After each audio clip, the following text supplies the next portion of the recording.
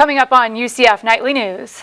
It was the first game of the football season and the first game with the new online tailgating reservation system. We'll tell you how some students and alumni reacted to the changes. Some students live in Knights Circle are struggling to get their online homework done, and the slow internet speeds aren't helping them out.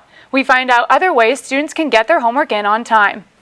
In sports, Knight fans are still trying to figure out how UCF lost to FIU last night. Brett West tells us how one kick decided their fate. Nightly News starts now.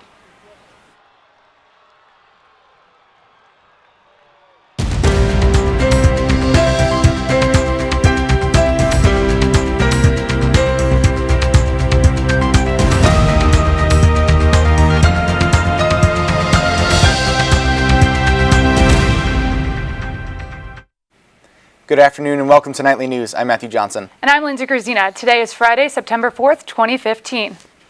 I was out there yesterday at Memorial Mall. It looked like everybody was having a good time. They were. I saw fans dancing to live music, grilling, and playing games in their reserve tents. Audrey Harvey joins us now and has a look at how the new online reservation system worked out for the first game.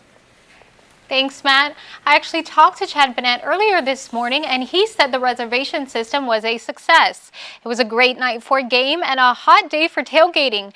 Here's a look at Memory Mall this morning, and you'd never guess fans were tailgating in the heat more than 20 hours ago. The new reservation system launched last month for spots at last night's game. The ultimate goal was to keep Memory Mall organized. Within the first day, all spots were filled.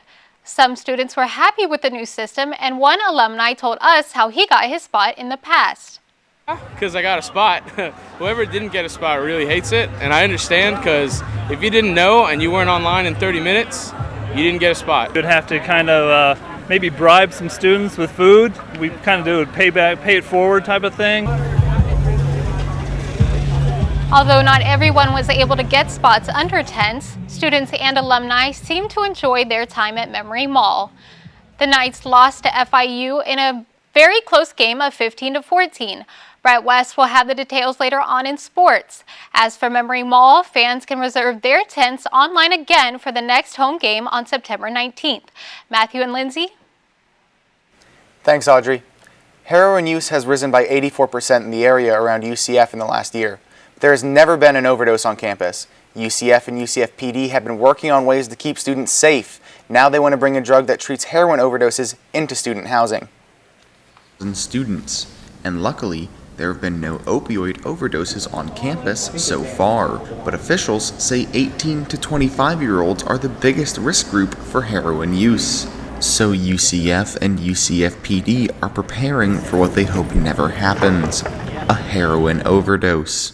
They're doing this by providing the residence halls with Narcan, a drug that counters the effects of heroin and other opiates like oxycodone and Oxycontin.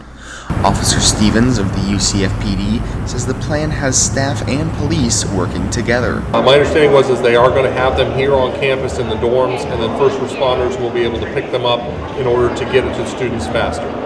Director of UCF Substance Abuse and Intervention Services, Tom Hall, says Narcan could be the difference between life and death. It completely reverses the overdose, literally in seconds. As soon as it's administered, if the person hasn't gone too long unconscious or without breathing, then they will immediately come back. They don't have a start date yet for the program, but UCF hopes it will be in the next few months. A survey out of the University of Michigan says college students smoke more marijuana than tobacco. The use of marijuana for more than just medical purposes may be thanks to one political group, Floridians for Freedom. They will start collecting 600,000 signatures to get the proposed amendment on the 2016 November ballot. Officers of the UCF Club Normal support the legalization of marijuana and plan to bring the petition to campus. The president of Normal says she has high hopes for the new proposal, but thinks Amendment 2, which favors medical marijuana, has a better chance of passing. Many may remember Limitless Solutions as the group that created the affordable 3D printed arm. After making 8 arms for children across the United States, Limitless Solutions is now working on making a difference globally. Nightly News found out what the organization is adding to the program and the improvements being made to the bionic arms. Limitless has a new campaign called Books and Bionics. The goal is to donate 75 educational books and 75 bionic arms to displaced children in Syria. The nonprofit organization decided to expand its efforts outside of the United States after receiving countless requests for help worldwide. They want to help Syrian children like these, who are victims of war and have almost nothing. Dominique Corbin is the director of production and explains that books can help these kids feel normal. To deliver some books, being able to deliver them an escape from their current predicament, but also like a sense of normalcy and a talisman of the ability to continue life even regardless of like your current situation. What sets Limitless Solutions above the rest is the design of the robotic arm. Albert Monero is the executive director of Limitless, and he talks about the importance of the arms being durable. We made these playground proof, so we personally test them all to make sure that they're going to hold up to how children work on the playground. And we have different designs depending on what the child likes, and we try to customize it for every child. But there's still more work to do before sending the arms to Syria. Improvements include making the arms waterproof and having the arms adaptable as the child grows. To reach this goal, Limitless Solutions is trying to raise $40,000 to send the books and arms to Syria. Limitless Solutions plans to deliver the books and arms to Syria in late 2016. UCF Student Health Services is getting 2 new floors to meet the demands of the growing university. The expansion includes new floors for psychiatry services and the health needs of international students. The $4 million project is in its final stages of planning and should be finished by next summer. The expansion will be paid for by reserve funds, which includes student health fees. But the good news is that this will not increase fees to fund the construction, and students will still have access to the current building. And right now we have Noslin Valdez with our first forecast. Noslin, how's the weather going to be for the weekend? Thanks, Matt. So we're not looking at weather that's too good for this weekend. We have a 60% chance of rain and thunderstorms going on today, mainly afternoon. Then for tonight, we have a 30% chance of thunder and storms as well. And that's going to be before midnight. So if you're going out, I would definitely make plans for that. We have a high of 93 and a low of 75. So that's what we're looking for. It's going to be hot and sticky. So you don't think my hair will have a bad hair day during the day? And oh, for hair days, it's not the best of time. It's really sad because I got to keep my dew in check.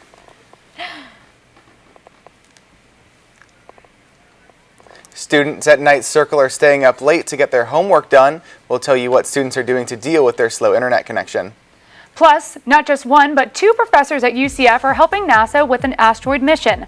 Nightly News sat down with one professor who will make this mission possible.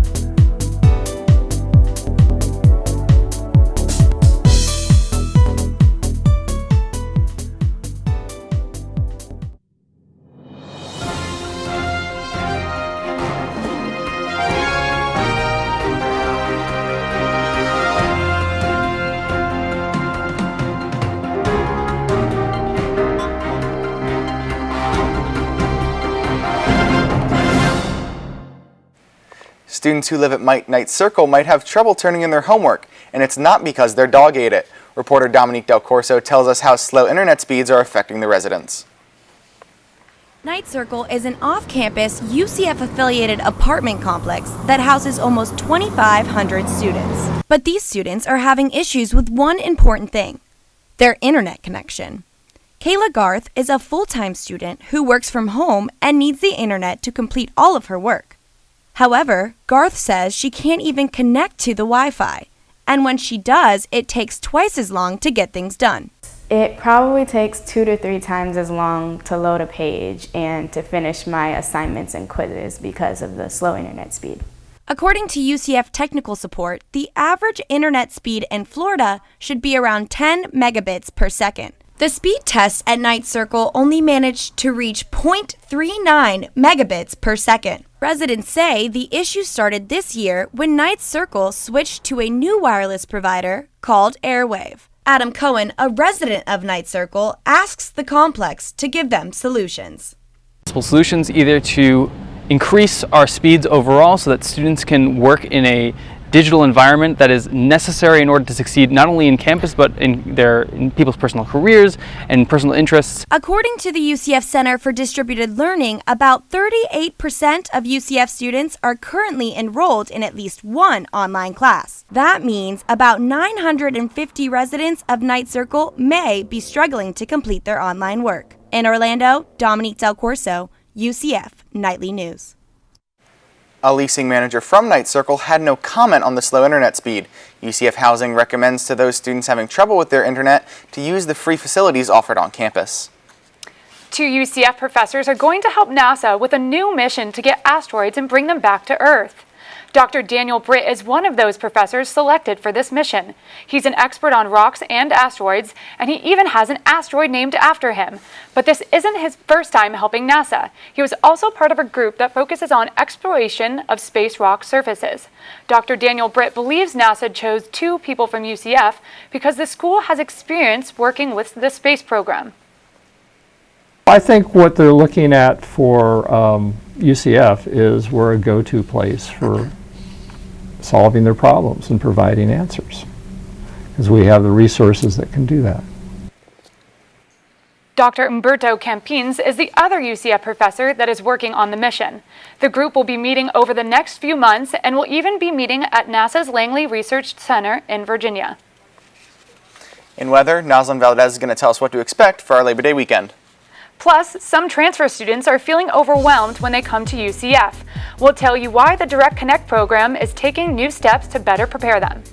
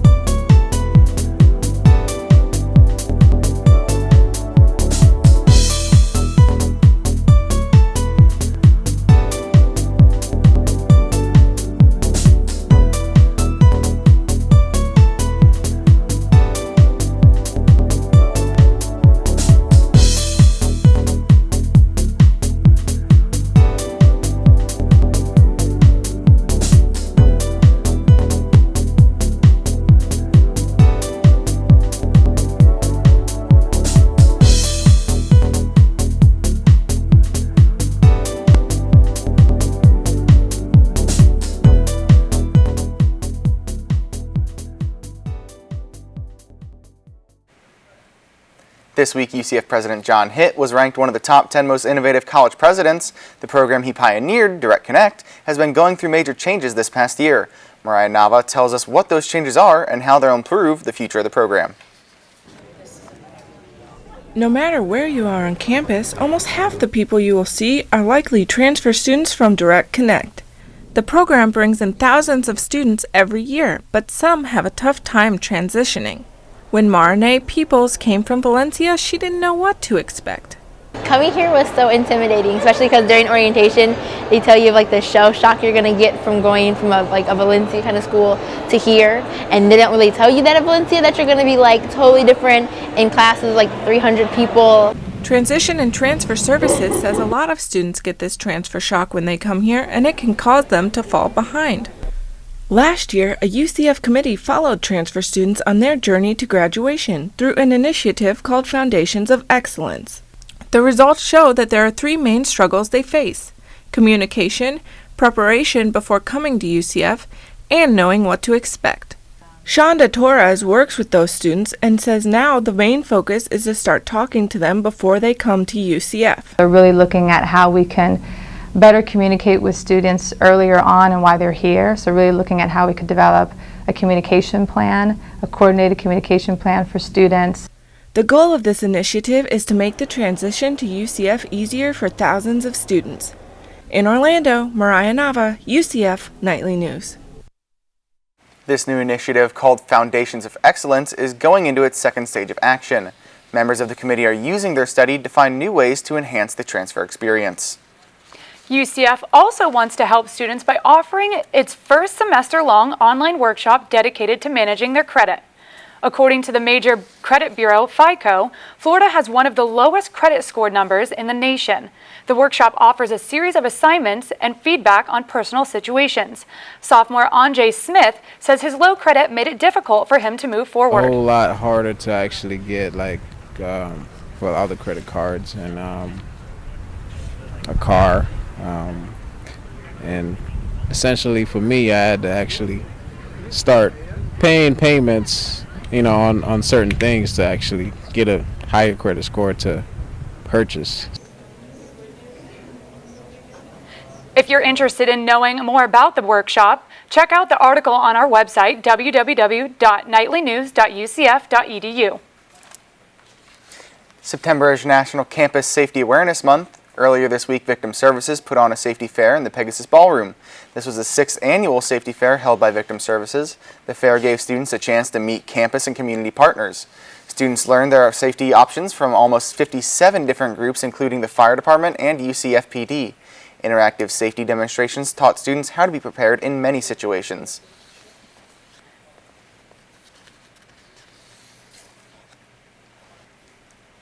Last week we thought Hurricane Erica was coming for us. Noslin, what's going on with the weather this week? Definitely, Lindsay. Last week we were worried about Erica, but we were lucky enough to dodge that bullet. Now we have a bit of good and bad news going into Labor Day weekend.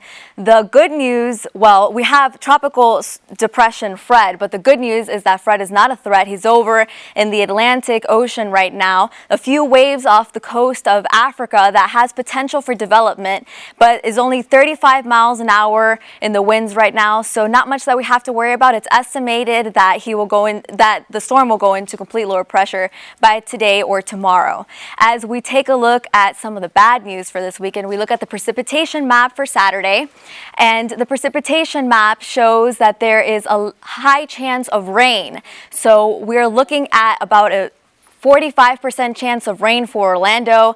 We are looking at also some high chance of rain for Miami, some high chance of rain for Jacksonville as well. As we go over and look at the temperature for this weekend, we see that we're still in the high 90s for the most part. We have 90 over here in Orlando, Miami at 90, Jacksonville at 88, and Tallahassee at 89. It definitely feels a lot hotter than what it is because of the humidity, and there's going to be a lot of stickiness and rain throughout this weekend, so hopefully we'll look forward to better weather for the next week. As we take a look at our 5-day forecast, We see here that on Saturday, it's going to be mostly sunny with a high of 92 and a low of 75, 50% chance of rain. Sunday through Wednesday, we're seeing a high of 90.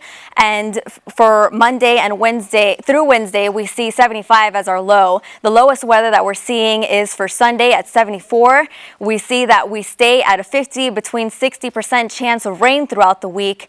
Sunday is going to be partially cloudy, Monday partially cloudy, Tuesday partially cloudy, and then we go back to Wednesday where it's mostly cloudy. So we're looking forward to better weather in the future, but as of right now, it seems like we're still dealing with a lot of the stickiness and the humidity from what's going on right now. Later on, as we get into the winter, there should be more drier seasons and less chance for rain. So now that's all we have for weather. Back to you, Matthew and Lindsay. It was a close game last night with Knight fans sitting at the edge of their seats. In sport, Brett West tells us how one player made the difference. And Victoria's Secret hosted their campus showdown this week, where students competed on social media to win a free concert. Find out where the UCF Knights placed.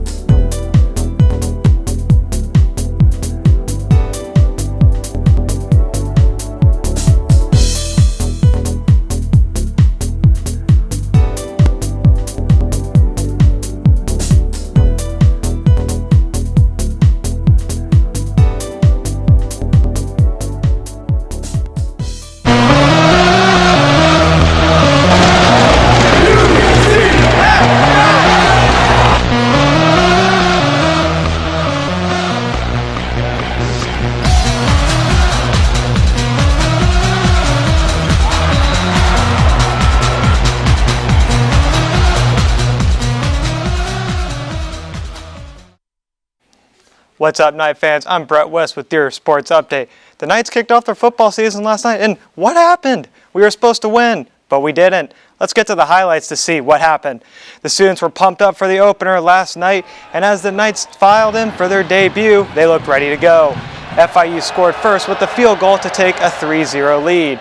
But the Knights struck back with Shaquille Griffin by forcing a fumble late in the first quarter to cause the first turnover of the game. On their next drive, Justin Holman would find Jordan Akins in the corner of the end zone for the Knights to take a touchdown and take a 7-3 lead. On their next drive, Justin Holman would find Jordan Akins again for his second touchdown, and the Knights took a 14-3 lead. FIU would strike back with a touchdown in the third quarter to make the score 14-9 in favor of the Knights. FIU would go for two after the touchdown but failed to convert the attempt. Later in the fourth, FIU would take the lead on a touchdown pass to pull ahead 15-14. And again, FIU went for two. They thought they made it, but they came up short. The Knights had one last chance to win the game, but the attempt was blocked and the Knights lost 15-14. Coach George O'Leary was not happy with the performance, but he did find some bright spots. Bright spot was probably Holman. I thought he played well throwing the ball onto the ball, and I think every other phase that I look at needs to improve.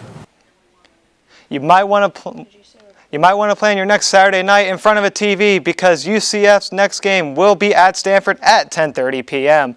The game will be nationally televised on Fox on Sports 1. Your women's volleyball team planned and won a tournament this past weekend. The Knights played Northern Colorado on their road to the championship. Junior Kia Bright led the team in kills, including 17 against Northern Colorado. UCF freshman Jordan Pingle was named the MVP of the tournament. Coach Todd Deschanel says the team expectation is to continue to win. I think it's continue on. I don't think you take expectations on them, but I don't think you make monumental expectations. The expectation is always to win. We don't hide that. We want to go in out here and we want to win. Now the Knights are preparing for their next tournament this week. They will travel to Omaha for the University of Nebraska-Omaha Invitational, and their next home game will be September 26th against the University of Connecticut. Well, that's it for sports. Hey, Knights, don't forget, both men's and women's teams will be playing on Sunday, and that's at the soccer field. The women will take on Oklahoma State at noon, and the men will take on Mercer at 7 p.m. Now let's send it back to Lindsay and Matthew. The final score came in and UCF narrowly lost to the Pink Nation Campus Showdown. This week, students competed against 25 top universities to win a concert and a week-long party hosted by Victoria's Secret. Students had to show their school spirit by completing tasks on social media to win the prize. Campus reps showed up throughout the week to cheer on students and give out freebies. Now we're looking forward to the weekend. Noslin, what's it going to look like this weekend? So as a recap of our 5-day forecast, we're looking at the hottest weather on Saturday, and that's going to be about 92 degrees, and then we're looking at the coolest weather, which is not very cool, but it's 74 degrees on Sunday. And that's pretty much what we have to look at, a lot of rain and humidity. That's our time for now. Thank you for joining us. Remember, you can always keep up with us during the week on our website, nightlynews@ucf.edu. Thank you for watching and have a good day.